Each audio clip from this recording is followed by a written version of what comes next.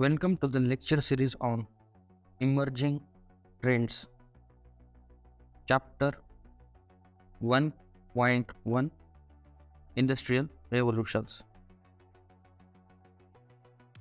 Industrial revolutions had four versions. In previous lecture, we saw first version. Second Industrial Revolution.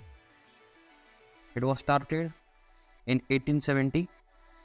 Following the first industrial revolution, the world go the second almost a century later in 1817. It all started at the end of 19th century. Sources. With massive technological advancements in industries that helped the emergence of a new source of energy, that is oil, gas and electricity.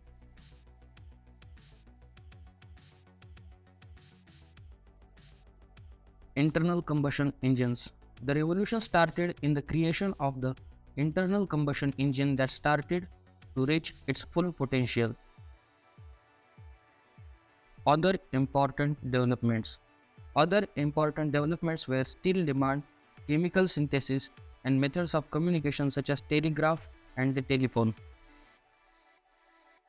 Finally, the inventions of the automobile and the plane at the beginning of the 20th century are the reason why, to this date, the second industrial revolution is considered most important.